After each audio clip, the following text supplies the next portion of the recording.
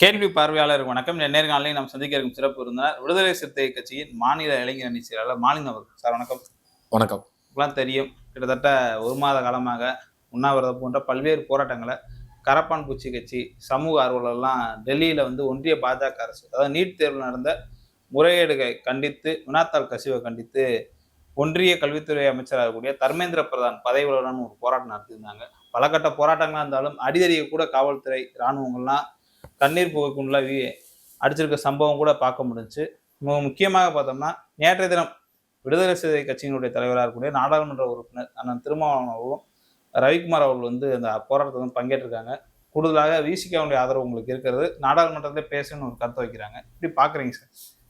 டெல்லியில் மாணவர்கள் போராட்டம், குறிப்பாக உண்ணாநிலை போராட்டம்னு ஆரம்பித்து அது ஒரு மிகப்பெரிய வரலாற்று சிறப்புமிக்க மோடி அரசுக்கு எதிரான போராட்டம் மாறி நிற்கிது. இன்றைக்கு நீட் தேர்வு, நீட் சம்பந்தமான கல்வியில் வினாத்தாள்கள் மத்திய அமைச்சகத்திலிருந்து வெளியேறியதாக இந்த போராட்டத்துக்கு முக்கிய காரணம். குறிப்பாக தர்மேந்திரா பிரதான் பதவி விலகணும், அவர் மத்திய அமைச்சர் அப்படின்ற கோரிக்கையை வலியுறுத்தி தான் இந்த மாணவர்கள் போராட்டம் உண்ணாநிலை போராட்டம் மாறி அது ஒரு பேரணியாக இன்றைக்கு ஒரு கலவரக்காடாக டெல்லி நாடாளுமன்றம் முன்பாக இருக்கு. ஏன் இந்த சூழல் ஏற்பட்டுச்சு அப்படின்னு பார்க்கணும்.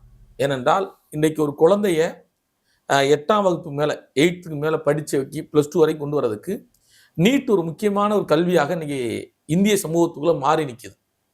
அப்போ நீட் வந்ததுலேருந்தே இப்படிப்பட்ட போராட்டங்கள் தொடர்ந்து நாடு முழுக்க பரவலாக எடுக்கப்பட்டிருக்கு. குறிப்பாக தமிழ்நாட்டில் பல்வேறு குழந்தைகள் இறந்துருக்காங்க. ஒரு 20க்கு மேற்பட்ட குழந்தைகள் இன்றைக்கு இறந்துருக்காங்க தமிழ்நாட்டில் நீட் கல்வியால். அந்த இதால் இந்த விஷயத்தை மத்திய அமைச்சர் தர்மேந்திர பிரசாத் கோர்ட்டு தான் அதை முடிவு செய்யுது, நாங்கள் இல்லைங்கிறாங்க. இவங்க மேலே பழியை கோர்ட்டு மேலே போடுறாங்க, நீதிமன்றத்து மேலே போடுறாங்க. நாம் என்ன சொல்கிறோம்னா, மோடி அரசு இங்கு ஆட்சிக்கு அதிகாரத்துக்கு வந்ததுலேருந்து இந்த 13 ஆண்டுகளில் எப்படிப்பட்ட சட்டத்திட்டங்களை எல்லாம் இவர்கள் உடனடியாக ஏற்றினார்கள். பொருளாதார பண இழப்பு உடனே கொண்டு வந்தாங்க. ஒரு நாள் இரவில் பணம் செல்லாது, நோட்டு செல்லாதுன்னு அறிவிச்சாங்க. அப்படிப்பட்ட சட்டத்தை கொண்டு வருகின்ற மோடி, நான் மிகுந்த ஒரு கம்பீரமான உயர்ந்த மனிதன் சொல்ற மோடி ஏன் இந்த நீட் விஷயத்துல இப்படிப்பட்ட ஒரு சட்ட ஒழுங்கு பிரச்சனை டெல்லி நகரத்துக்குள்ள ஏற்படுத்தினாங்க. 2வது, அமைச்சர் பதவி விலகணும். தர்மேந்திர பிரசாத் பதவி விலகுன்ற போராட்ட கோரிக்கை தான். உங்க அமைச்சருடைய நடவடிக்கை தவறா இருக்கு, அவர் அமைச்சகத்திலிருந்து தான் வெளியேறி இருக்கு, கல்வித்தாள் வினாத்தாள் வெளியேறி இருக்கு அப்படின்ற மாணவர்கள் போராட்டமா இருக்காங்க.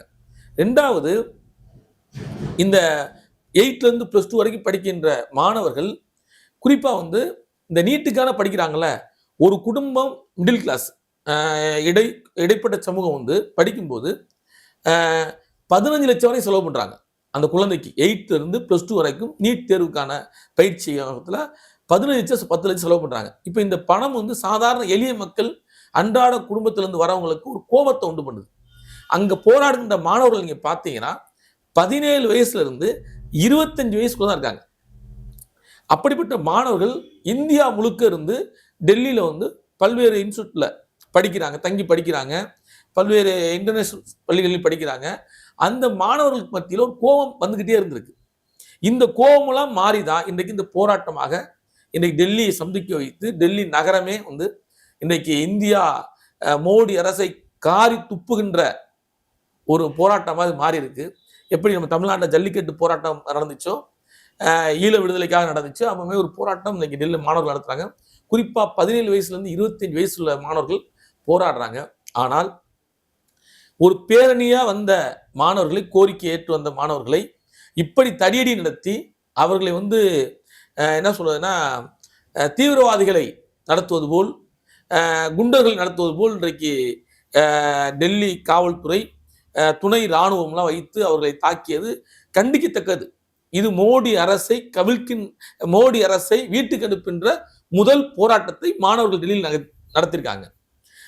இப்படிப்பட்ட போராட்டக்காரர்களை விடுதலை சிறுத்தைகள் ஆதரிக்கிறோம், விடுதலை சிறுத்தைகள் அங்கீகரிக்கிறோம். ஏனென்றால் விடுதலை சிறுத்தை இயக்கம் நீட் கல்வியை பற்றி தொடர்ந்து நாங்கள் எதிர்த்து போராடிட்டு இருக்கோம்.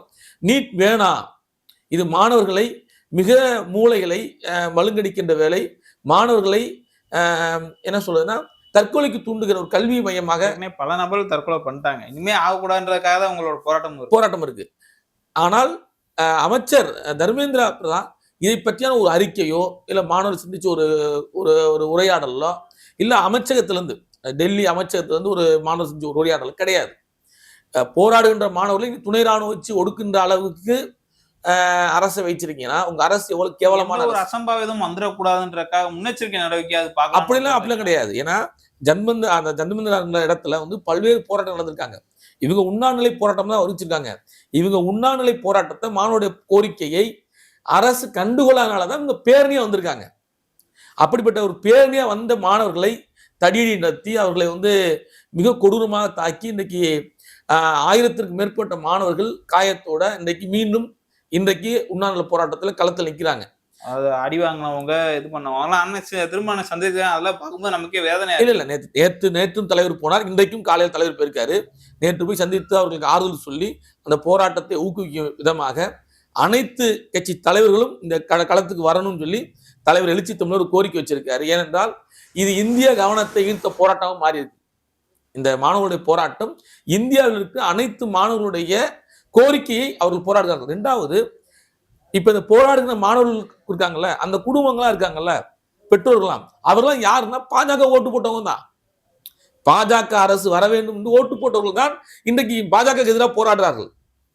அப்ப மோடி அரசினுடைய கல்வி திட்டம் என்பது யாருக்கு எதிராக இருக்கின்றது இப்போதான் மக்கள் புரிஞ்சிருக்காங்க, மாணவர்கள் புரிஞ்சிருக்காங்க. இதுக்கு முன்னாடி நம்ம கட்சி அரசியல் தான் பேசிக்கிட்டு இருந்தோம். விடுதலை சிறுத்தை போன்ற இயக்கங்கள் தான் வந்து நீட்டுக்கு எதிராக பேசினோம், கல்விக்கு மோடி அரசு கொள்கின்ற கல்வி திட்டங்களுக்கு எதிராக போராடினோம்.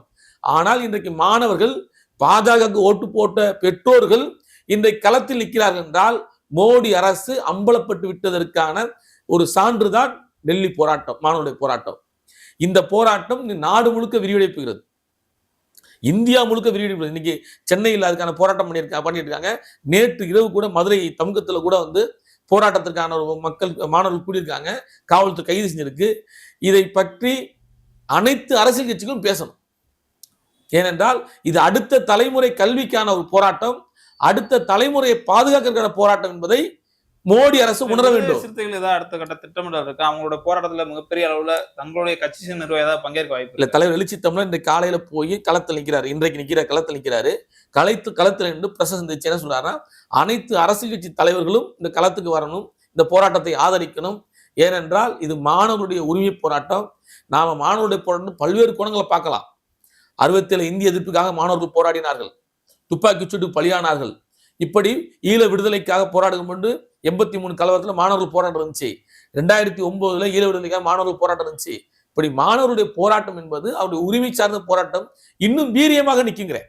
அவர்கள் பல்வேறு விஷயத்துக்கு போராடினாங்க, ஜல்லிக்கட்டுக்கு மாணவர்கள் போராடினாங்க, பல்வேறு விஷயத்துக்கு போராடிய மாணவர்கள் அவர்களுக்கான கல்வி செயல் திட்டம், கல்வி முறைக்கு எதிராக போராடுகிற அந்த போராட்டம் என்பது இன்னும் வீரியமாகுங்கிறேன்.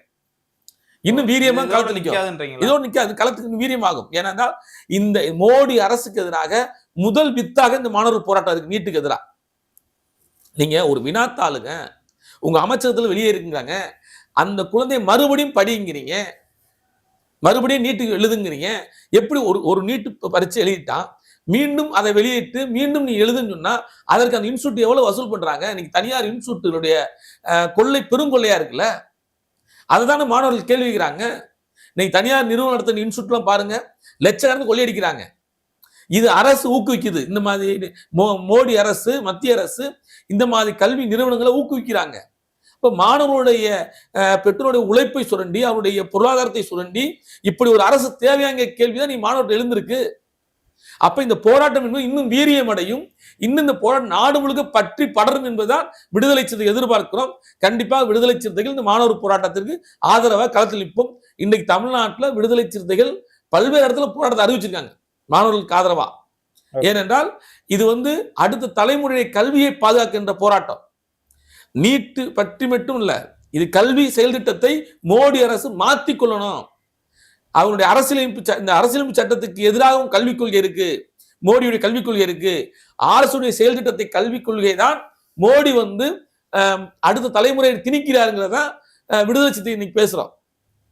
ஆகையால் மத்திய அரசு, மோடி அரசு உடனடியாக மத்திய அமைச்சர் தர்மேந்திர பிரதான் இதிலிருந்து பதவி விலகுகின்ற கோரிக்கை விடுதலை சிறுத்தை வைக்கிறோம் மாணவர்களுக்கு ஆதரவாக. ஓகே சார், நன்றி. நன்றி.